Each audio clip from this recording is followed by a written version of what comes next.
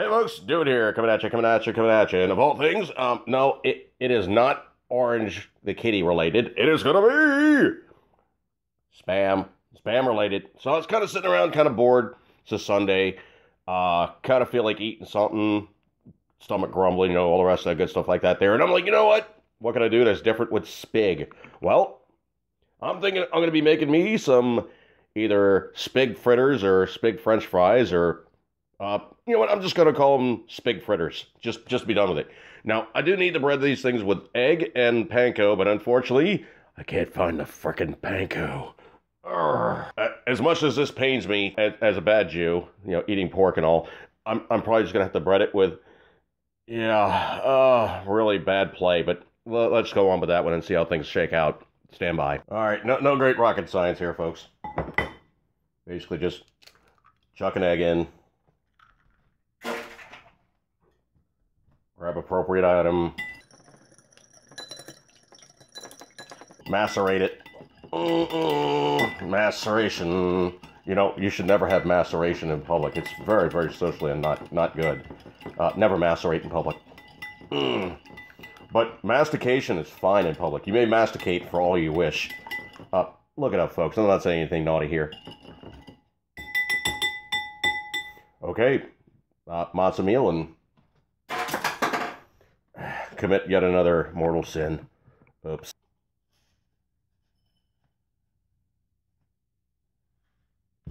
Okay, apply set items, which will be these. I'll just throw them all in here. What the hell? It's not like I'm doing anything really high class here. I'm being extra naughty in the eyes of the Lord on, the day of Sabbath. Very, very, very naughty. Very, very naughty. But I'm combining breakfast items of which he created, so you know what? Maybe I'm not too bad off. Still naughty. Okay, so I'm not going for any great way of shape and form of, extreme, this is the best way of just doing it. You know what? Just come up with something crazy, okay, and just do it, all right? It's food. How bad can it possibly be? All right, I'm going to have claw hands. Yep, I'm definitely going to have claw hands after doing this one. Yep. Claw hands it is.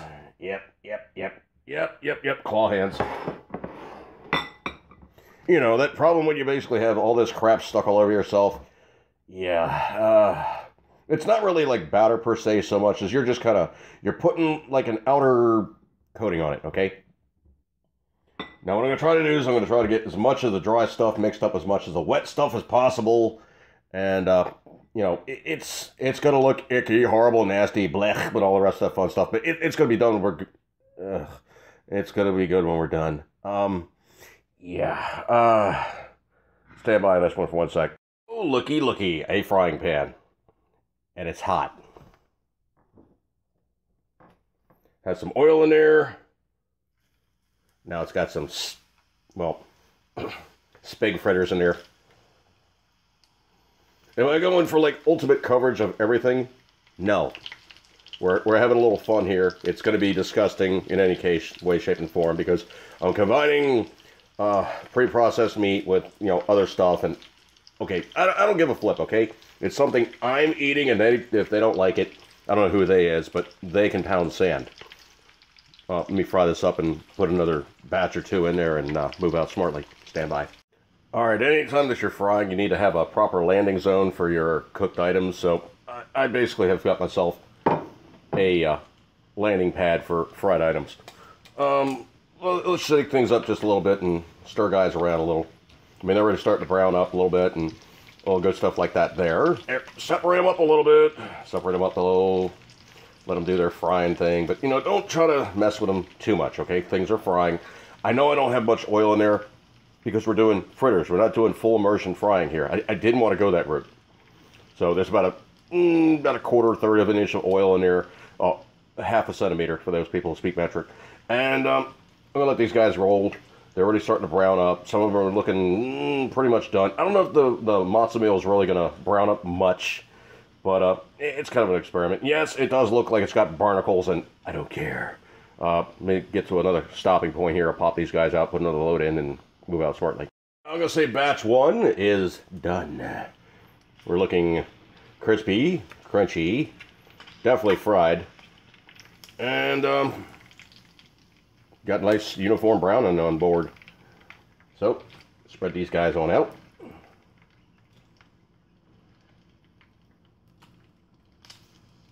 Ooh, get that nice French fry looking thing going on there. Load number 2.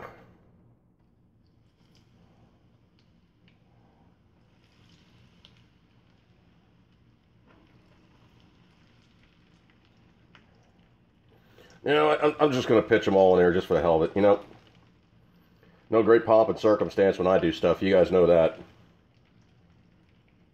You've seen my previous projects. You know, I just do stuff. All right, now I got a couple guys who are going to be basically just rolling in there, just coming out of the egg. And I think I'm going to just throw those guys in there for comparison purposes, see how things shake out. So we'll let these guys fry up as the next batch and see where we go to from here before we do a test taste on batch number 1. Stand by. All right, second batch is looking positively, well, done. So let's drag these guys off. Let them crispify on the paper towels. That's a patented term, by the way, crispify. Don't try to use that, that's mine. Trademark. Probably should have put a little bit more oil in there, but oh well, no matter. Problem is there's so much foam in there I can't see when I'm grabbing a hold of little itty bits or I'm grabbing a hold of the real deal stuff, but there's a little bit left in there. Okay, now you guys are wondering, does this stuff really crisp up? Crunch check. Yeah, it does. Taste-wise, yeah, it's kind of different. It's really not spammy anymore, and it kind of picked up a little bit of the flavor of the breading, and it's different, okay? It's not the same stuff. Okay, this is just the egg-encrusted spigage. So I'm going to just let that roll, because it's in the bowl. It's got to cook, okay?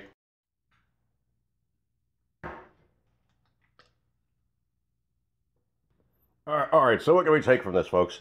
Okay, doing strange stuff to process meat makes it better. Doing strange stuff like I do to process meat makes it very different. Dipping Spam French fries into sriracha ketchup. Excuse me. Oh, that's freaking good. I commend it to you, folks. I don't know if I would do matzo meal again. I probably would do panko or cracker meal or something. Maybe a little bit more, a little bit less intense, because matzo meal has a very distinctive flavor. But truthfully, it is not hateful, folks. This one's a little bit warmer from the second batch. Excuse me. Oh. That's really interesting. Yeah, it's a completely different characteristic. It is not the same as the base Spam anymore, and I commend it to you. I'm going to break up this one, folks. Gobble this stuff on down and make your own Spam French fries. Just do it, okay? It's really tasty. It's completely different than normal Spam, and those people who don't eat Spam might actually surprise you by saying, hey, that's really good. Not a bad thing. Plus one on the sriracha ketchup. Oh, so good. All right, guys, eat, keep considering as always, you know, you love it. Strange food, I make it so I can eat it, and you guys can watch, and just make it yourself, okay? It's not hard.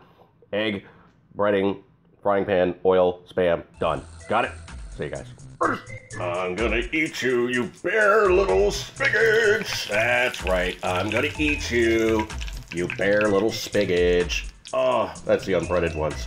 Good times.